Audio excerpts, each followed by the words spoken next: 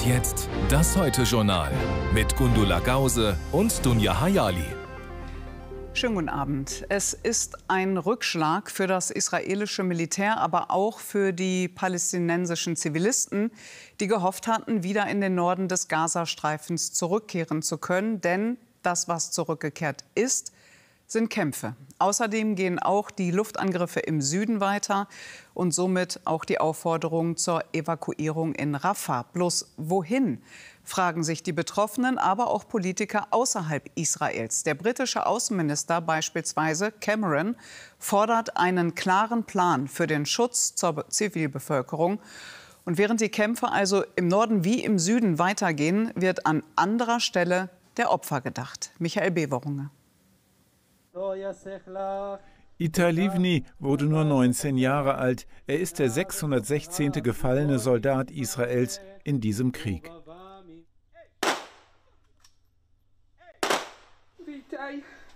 Itai, Ruhe in Frieden. Und von da oben sende uns ein bisschen Frieden und Ruhe für unser Land, wünscht sich seine Mutter am Grab. Doch der Krieg geht ohne Pause weiter. Israelische Truppen starteten heute eine groß angelegte Operation im Norden von Gaza bei Jabalia. Ein Gebiet, das die Armee längst erobert hatte und dann wieder abgezogen war. Doch weil ein Konzept für die eroberten Gebiete fehlt, organisiert sich die Hamas in diesem Machtvakuum neu. In den letzten Wochen haben wir registriert, wie die Hamas versucht, ihre militärischen Fähigkeiten in Jabalia wiederherzustellen, und wir arbeiten daran, das zu verhindern. Den USA fehlt insgesamt ein Plan Israels für eine Nachkriegsordnung. Wenn sie Gaza verlassen, wovon wir ausgehen, dann wird es ein Vakuum geben, das mit Chaos, Anarchie und letztendlich wieder durch Hamas gefüllt wird. Seit Wochen arbeiten wir daran, einen glaubwürdigen Plan für Sicherheit, Verwaltung und Wiederaufbau zu entwickeln. Von Israel ist dazu bisher nichts gekommen. Dem Vernehmen nach fordert auch die militärische Spitze von der Regierung, endlich einen Plan für die Verwaltung der eroberten Gebiete vorzulegen. Doch Premier Netanyahu verkündet nach einem Besuch bei verwundeten Soldaten weiter Durchhalteparolen. Alle Verwundeten hier, ohne Ausnahme, sogar die mit Amputationen, haben mir gesagt, die Stimmung der Leute motiviert sie. Macht weiter, sagen sie, bis zum Sieg. So machen wir es.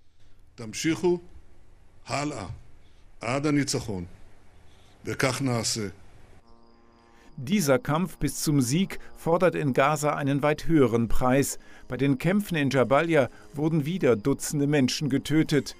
35.000 Tote zählen die Palästinenser bisher, an die 15.000 davon sind Hamas-Kämpfer. Gezeigt werden dürfen die fast nie. Die überwiegende Mehrheit aber sind Zivilisten, immer wieder auch Kinder.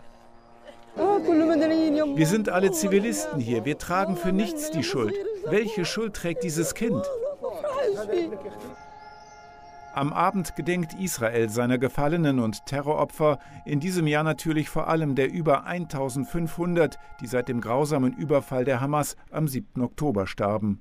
Seit dem Unabhängigkeitskrieg 1948 ist dieser Krieg der längste in der Geschichte Israels.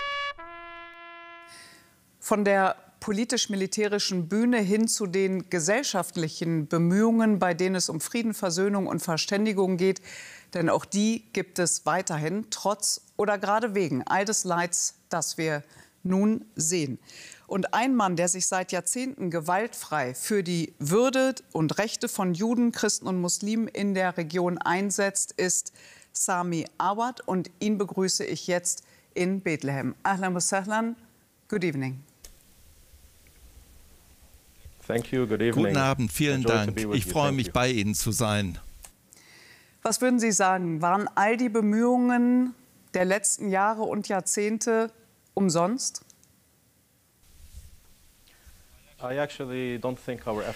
Ich glaube nicht, dass unsere Anstrengungen umsonst waren. Für viele von uns Palästinenser und Israelis, die wir für den Frieden, die Gerechtigkeit und Gleichheit in dem Land sind, wo alle Gemeinschaften Frieden und sicher leben können und in Wohlstand, da gab es immer eine starke Entschlossenheit, sich dafür einzusetzen. Der Prozess muss überprüft werden. Wir müssen uns überlegen, was hat funktioniert, was hat nicht funktioniert, was für Methoden müssen wir einsetzen. einbringen.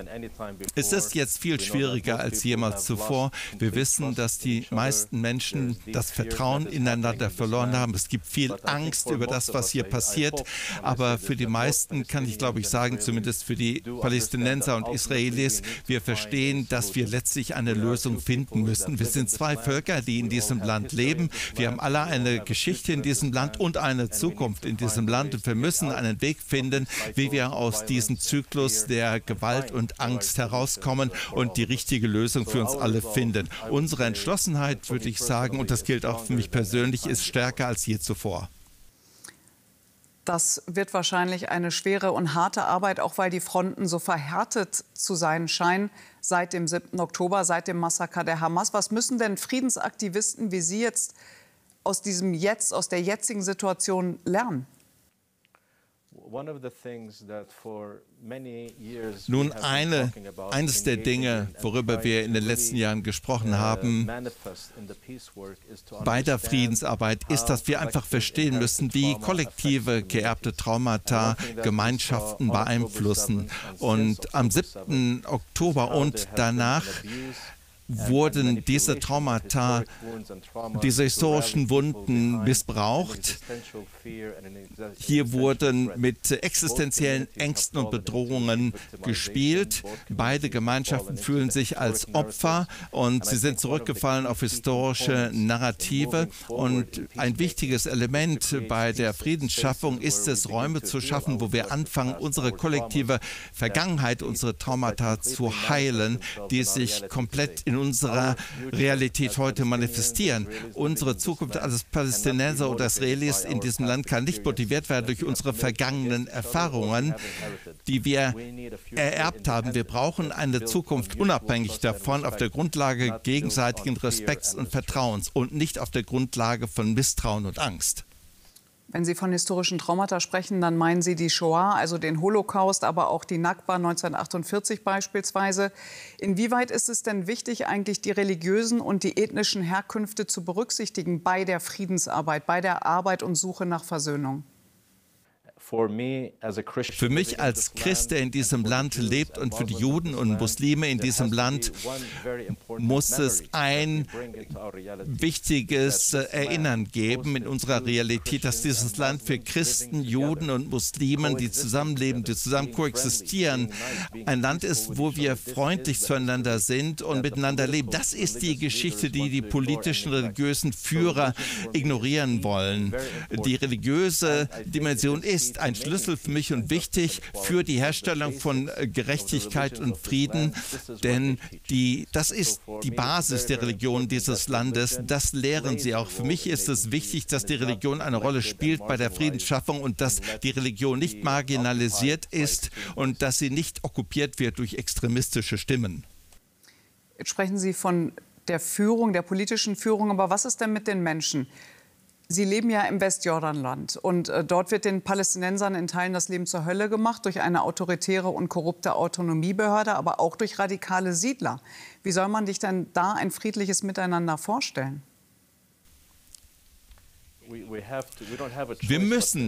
haben keine andere Wahl. Wir können uns keine Zukunft ohne Frieden vorstellen. Die Gewalt kann so nicht weitergehen. Wir wissen definitiv, dass die Menschen, die hier leben, eine Geschichte hier haben und auch eine Zukunft in diesem Land haben. Wir müssen Ungerechtigkeit angehen, die Korruption und auch die Gewalt der Siedler. Und deswegen bin ich weiterhin engagiert für die Gewaltfreiheit, stärker engagiert als je zuvor. Gewalt führt nur zu Gewalt und gewaltfreier Widerstand und Aktivismus, Heilungsarbeit, eine Vision für die Zukunft, eine Stimme für die Menschen, die Gemeinschaften in diesem Land, weg von den Politikern auf beiden Seiten. Beide Seiten haben ihre Macht missbraucht und uns manipuliert. Das muss passieren. Und wir müssen daran denken, dass wir keine Friedensgespräche haben können, wenn Bomben fallen, wenn Siedler unsere Bäume und Häuser zerstören. Die Völkergemeinschaft muss intervenieren. Wir brauchen einen Waffenstillstand nun, jetzt, damit wir einen Raum haben, um einen Prozess der Heilung zu starten und uns wirklich um das Friedensschaffen kümmern können.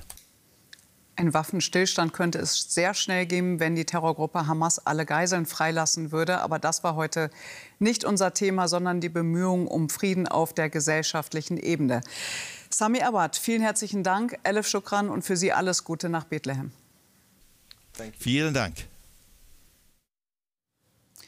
Und das Gespräch haben wir am frühen Abend aufgezeichnet. Von Sami Awad, dem Mann, der sich also für Frieden einsetzt, hin zu einem Mann, der sich auch für Frieden, Freiheit und Demokratie einsetzte. All das aber definitiv nicht mehr erleben wird.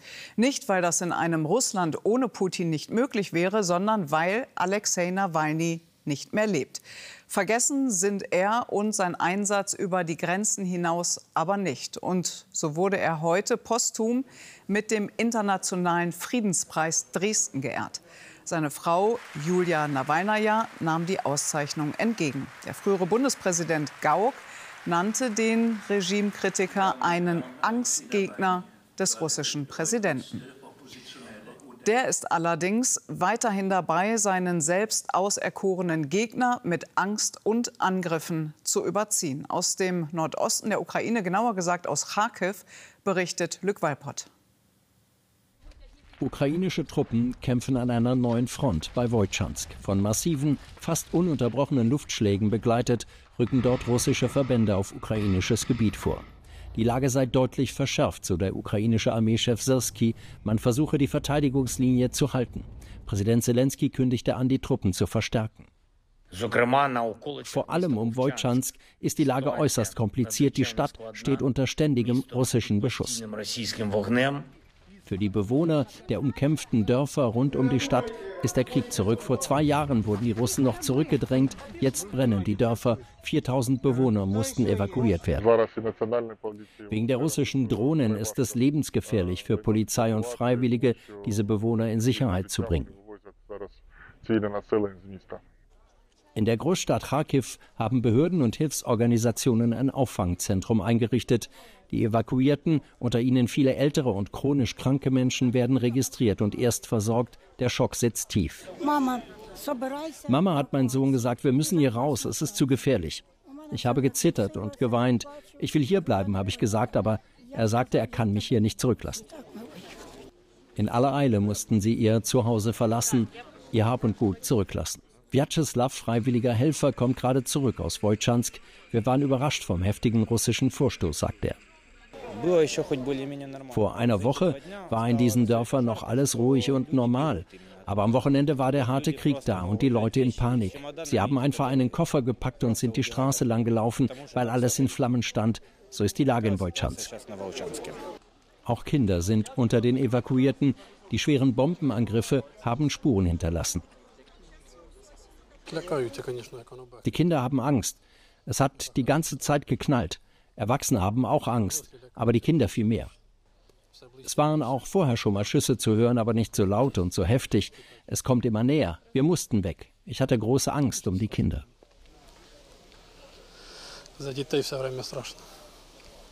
Wie es jetzt weitergeht, wissen sie noch nicht, nur, dass sie den Bomben erst einmal entkommen sind.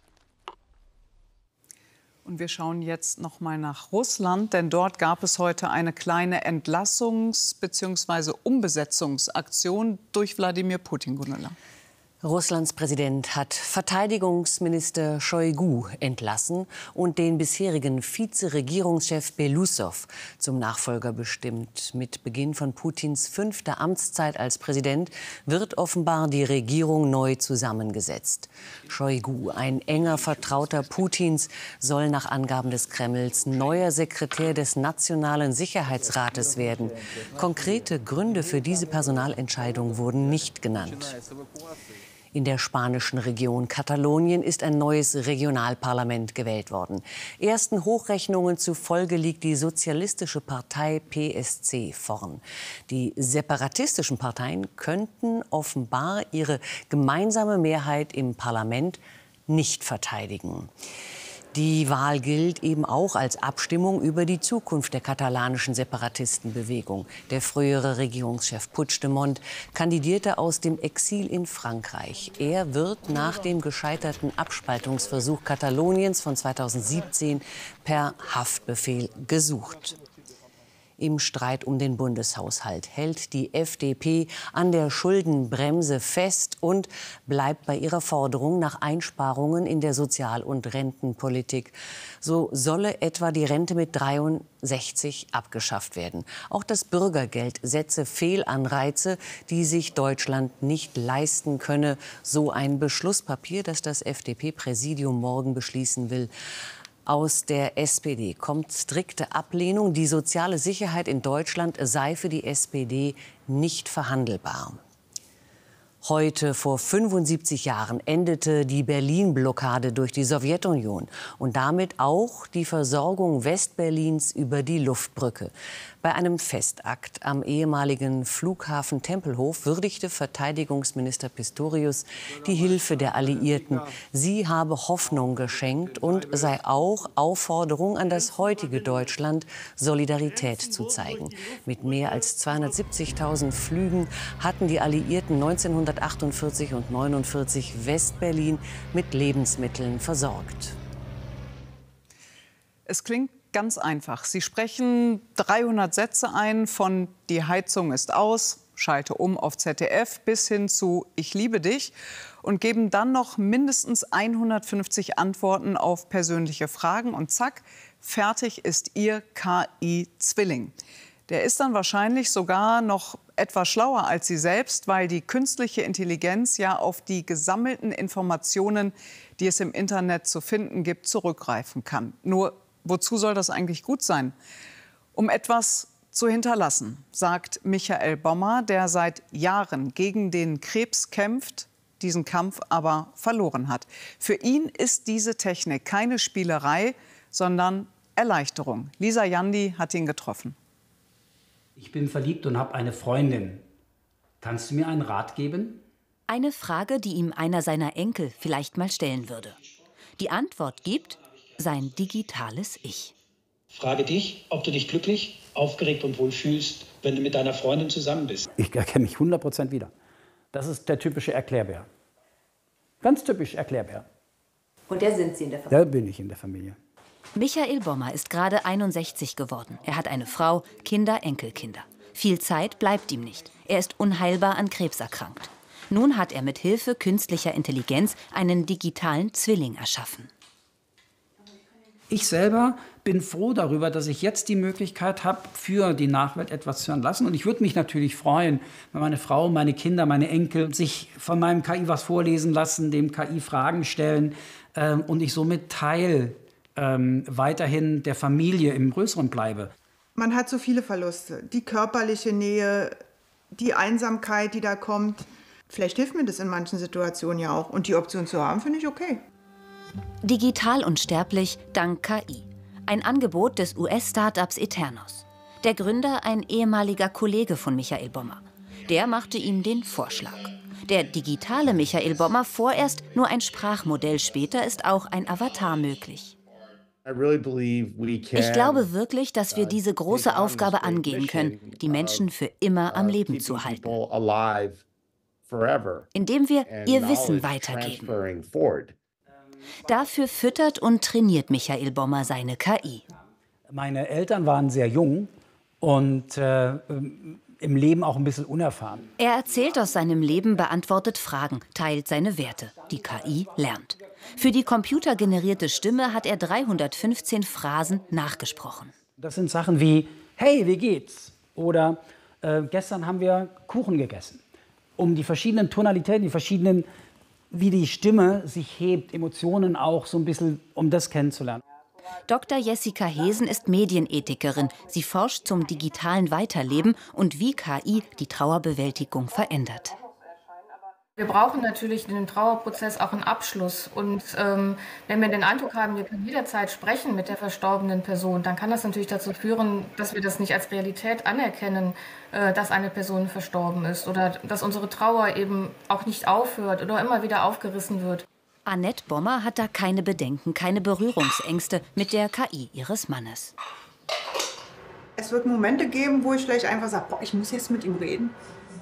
Doch erstmal nutzen sie die Zeit, die ihnen gemeinsam bleibt. Michael Bommer hat eine Lebensparty veranstaltet, sich von allen verabschiedet, ein letztes Mal mit seiner Frau getanzt. Er geht mit dem Gefühl, seine Familie nicht ganz allein zu lassen. Ein technischer Fortschritt, der an dieser Stelle dann wahrscheinlich Sinn ergibt. In der Medizin, Gundula, gibt es jetzt aber einen kleinen Rückfall, will ich mal sagen. Herausforderungen und Niederlagen. Ja, der weltweit erste Patient mit einer transplantierten Schweineniere ist gestorben.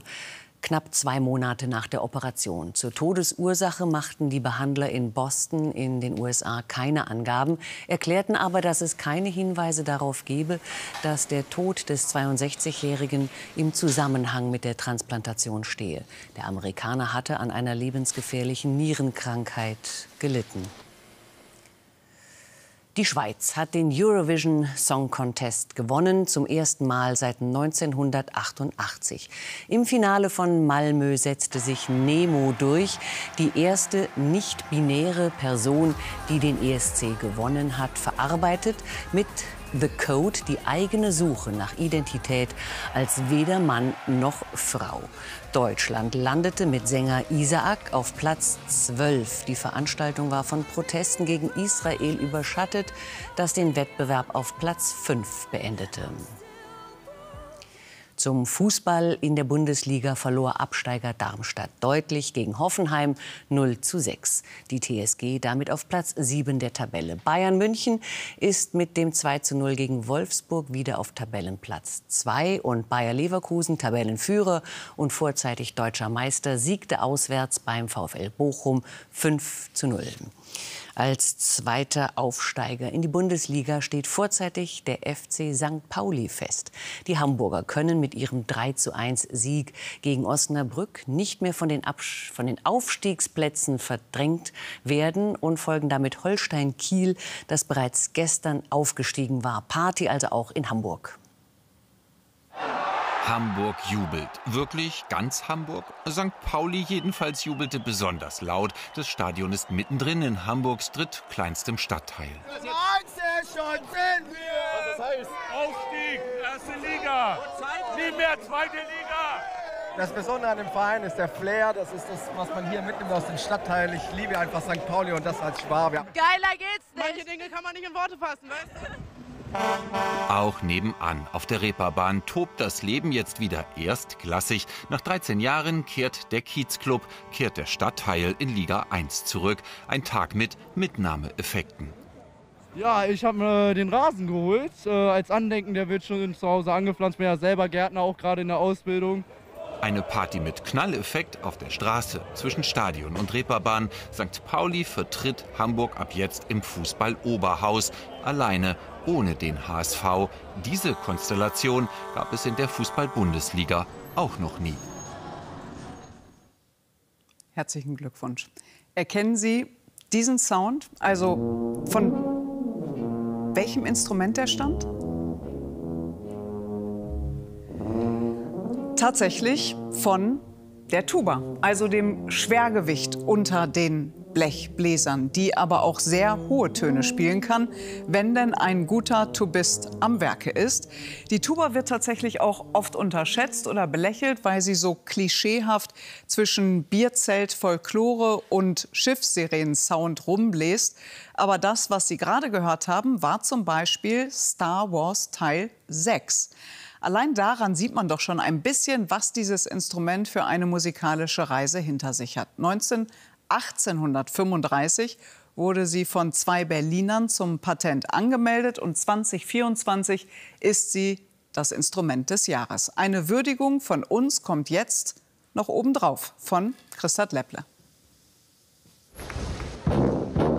Smoke on the Water, Deep Purple am Brandenburger Tor.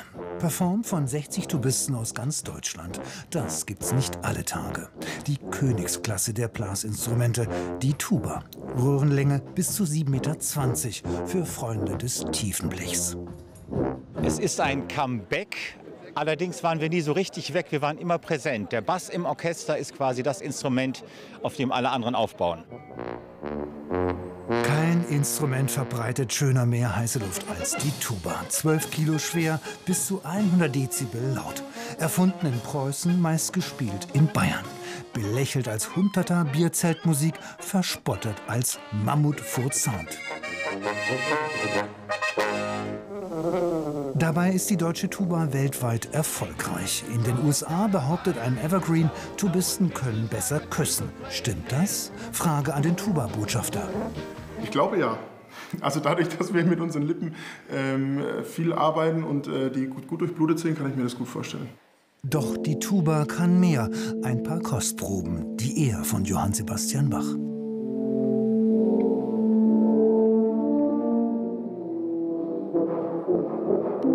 Oder Don't Stop Me Now in der Tuba-Fassung von Queen. Florian Neckermann, Urbayer mit seinem Trio 21,60 Meter. Der Name steht für 3 Röhrenling. Oder dieser Ragtime von den beiden Tuba-Studenten Matthias Arnold und Donald Rehm. Tiefer Bass, es beruhigt und macht Spaß. Die Tuba ist Instrument des Jahres. Sie schimmert silbern oder golden, besteht aus Messingblech. Für den satten Klang braucht es viel Puste-, Lippen- und Zungentechnik. Hobby-Posaunist und Berlins Kultursenator Joe Giallo wagt sich mit Profi Florian Neckermann an den Pustegiganten. So muss es klingen. Aller Anfang ist schwer. Ziel der Gassenhauer die Berliner Luft, einigermaßen fehlerfrei.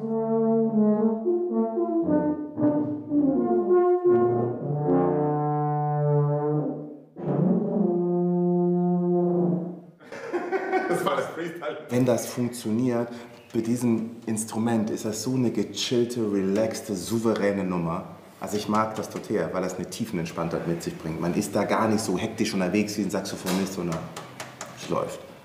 Talent ist da und ich bin mir sicher, dass da was Gutes draus werden kann. Beim großen Finale erklingt die Berliner Luft im wohlig tiefen Tuba-Sound, noch ohne Kultursenator.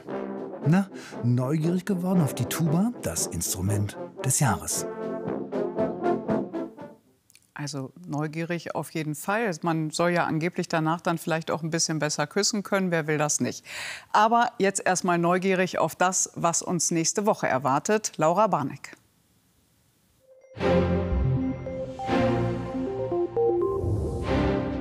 Am Montag werden in Berlin 12 Forschende mit den Alexander von Humboldt-Professuren ausgezeichnet. Damit verbunden sind Forschungsgelder von jeweils bis zu 5 Millionen Euro.